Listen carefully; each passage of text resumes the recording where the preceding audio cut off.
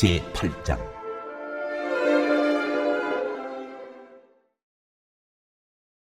솔로몬이 주님의 성전과 자기의 궁전을 다 짓는데 20해가 걸렸다. 곧이어 솔로몬은 히람에게서 얻은 성읍들도 다시 건축하여 거기에 이스라엘 자손을 살게 하였다. 솔로몬은 또 하마스바로 가서 그 성읍을 점령하였다. 그는 또 광야의 다드모를 건축하고 모든 양곡 저장 성읍들은 하마세다가 건축하였다. 또 윗 베토론과 아랫 베토론에 성벽을 쌓고 문들을 만들어 달고 빗장을 질러 그곳을 요새 성읍으로 만들었다. 또 솔로몬은 자기에게 속한 바알랏과 양곡 저장 성읍들과 병거 주둔 성읍들과 기병 주둔 성읍들을 세웠다. 그래서 솔로몬은 예루살렘과 레바논과 그가 다스리는 모든 지역 안에 그가 계획한 모든 것을 다 만들었다. 이스라엘 자손이 아닌 햇사람과 아모리 사람과 브리스 사람과 히위 사람과 여부스 사람 가운데서 살아남은 백성이 있었다. 솔로몬은 이 사람들을 노예로 삼아 강제 노동에 동원하였다. 그들은 이스라엘 자손이 다 멸하지 않고 그 땅에 남겨둔 사람의 자손이다. 그래서 그들은 오늘날까지도 노예로 남아있다. 그러나 솔로몬은 이스라엘 사람들 가운데서는 어느 누구도 노예로 삼아 일을 시키지 않았다. 이스라엘 사람은 솔로몬의 군인, 관리들을 통솔하는 최고 지휘관, 병거대 지휘관과 기병대가 되었다. 솔로몬 왕의 일을 지휘한 관리 책임자들은 250명이었다. 그들은 백성을 감독하는 권한을 가진 사람들이다.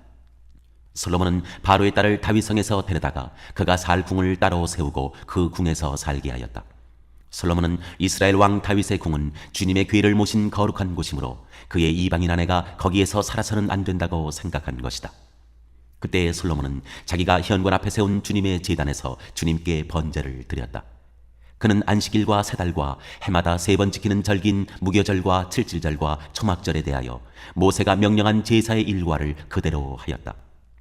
솔로몬은 또 자기 아버지 다윗이 정한 법을 좇아 제사장들에게는 갈례를 따라 차례대로 봉사하게 하였고 레위 사람에게도 직책을 맡겨서 날마다 찬송하는 일과 제사장들을 보조하는 일을 하게 하였다. 그는 또 문지기들에게는 갈례를 따라 여러 문을 지키게 하였다. 하나님의 사람 다윗이 명령한 그대로였다. 제사장들과 레위 사람들은 곡간 관리에 이르기까지 온갖 일에 있어서 다윗 왕이 명령한 것은 어느 것 하나도 어기지 않고 따랐다. 이렇게 주님의 성전 기초가 놓인 날부터 시작하여 그 공사가 완성되기까지 솔로몬의 모든 건축 공사가 잘 진행되었으니 주님의 성전이 비로소 완공되었다. 그때 솔로몬이 에돔 땅의 성읍인 에시온게벨 항구와 엘롯 항구로 갔더니 히람이 신하들을 시켜서 솔로몬에게 상선들을 보내고 바다에 노련한 부하들도 보냈다. 그들은 솔로몬의 부하들과 함께 오빌로 가서 거기에서 금 450달란트를 실어다가 솔로몬에게 바쳤다.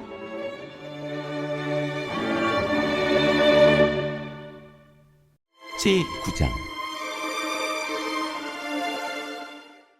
스바의 여왕이 솔로몬의 명성을 듣고 여러 가지 어려운 질문으로 그를 시험하여 보려고 예루살렘으로 그를 찾아왔다. 그는 많은 수행원을 데리고 또 여러 가지 향료와 많은 금과 보석들을 낙타에 싣고 왔다. 그는 솔로몬에게 이르자 마음속에 품고 있는 온갖 것들을 다 물어보았다.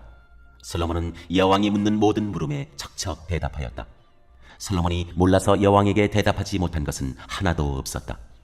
스바의 여왕은 솔로몬이 온갖 지혜를 갖추고 있는 것을 확인하고 그가 지은 궁전을 두루 살펴보고 또 왕의 상에 오른 요리와 신하들이 둘러앉은 모습과 그의 관리들이 일하는 모습과 그들이 입은 제복과 술잔을 받들어 올리는 시종들과 그들이 입은 제복과 주님의 성전에서 드리는 번제물을 보고 나서 넋을 잃었다. 여왕이 왕에게 말하였다. 임금님께서 이루신 업적과 임금님의 지혜에 관한 소문을 내가 내 나라에서 이미 들었지만 와서 보니 과연 들은 소문이 모두 사실입니다.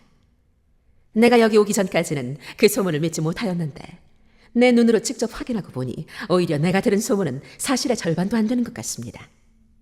임금님께서는 내가 들은 소문보다 훨씬 뛰어나신 분이십니다. 임금님의 백성은 참으로 행복한 사람들입니다. 임금님 앞에 서서 늘 임금님의 지혜를 배우는 임금님의 신하들 또한 참으로 행복하다 아니할 수 없습니다. 주 임금님의 하나님께 찬양을 돌립니다. 하나님께서는 임금님을 좋아하셔서 임금님을 그의 보좌에 앉으시고 주 하나님을 받드는 왕으로 삼으셨습니다. 임금님의 하나님께서는 이스라엘을 사랑하셔서 그들을 영원히 굳게 세우시려고 임금님을 그들 위에 왕으로 세우시고 공평과 정의로 다스리게 하셨습니다. 그런 다음에 여왕은 금 120달란트와 아주 많은 향료와 보석을 왕에게 선사하였다. 솔로몬 왕은 스바의 여왕에게서 받은 만큼 그렇게 많은 향료를 다시는 어느 누구에게서도 더 받아본 일이 없다. 히람의 일꾼들과 솔로몬의 일꾼들도 오빌에서 금을 실어왔다. 그들은 백단목과 보석도 가져왔다. 왕은 이 백단목으로 주님의 성전과 왕궁의 계단을 만들고 합창단원이 쓸 수금과 검은고를 만들었다. 이와 같은 백단목은 일찍이 유다 땅에서는 본 일이 없었다. 솔로몬 왕은 스바의 여왕이 가져온 것보다 더 많이 주었을 뿐만 아니라 여왕이 요구하는 대로 가지고 싶어하는 것은 모두 주었다. 여왕은 신하들과 함께 자기의 나라로 돌아갔다. 해마다 솔로몬에게 들어오는 금의 무게가 666달란트나 되었다. 이 밖에도 관세 수입과 외국과의 무역에서 벌어들인 것이 있고 아라비아의 모든 왕들과 국내 지방 장관들이 보내오는 금도 있었다. 솔로몬 왕은 금을 두드려 펴서 입힌 큰 방패를 200개나 만들었는데 방패 하나에 들어간 금만 해도 600세겔이나 되었다. 그는 또 금을 두드려 펴서 입힌 작은 방패를 300개 만들었는데 그 방패 하나에 들어간 금은 300세겔이었다. 왕은 이 방패들을 레바논 수풀궁에 두었다. 왕은 또 상하로 큰 보좌를 만들고 겉에 순금을 입혔다. 그 보좌로 오르는 층계는 계단이 6이었으며 보좌에 붙은 발받침대는 금으로 만든 것이었다. 앉는 자리 양쪽에는 팔걸이가 있고 팔걸이 양옆에는 사자상이 하나씩 서 있었다. 6개의 계단 양쪽에도 각각 6개씩 12개의 사자상이 서 있었다. 일찍이 어느 나라에서도 이렇게는 만들지 못하였다. 솔로몬 왕이 마시는 데 쓰는 모든 그릇은 금으로 되어 있었고 레바논 수풀궁에 있는 그릇도 모두 순금으로 만든 것이었다. 솔로몬 시대에는 어느 귀금속 축에 들지도 못하였다.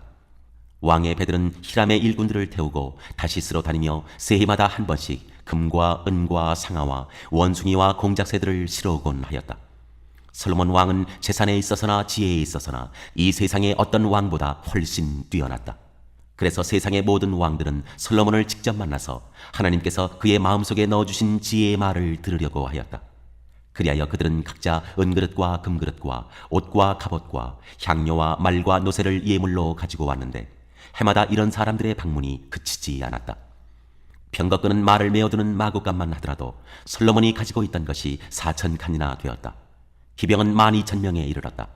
솔로몬은 그들을 병거 주둔 성과 왕이 있는 예루살렘에다가 나누어서 배치하였다.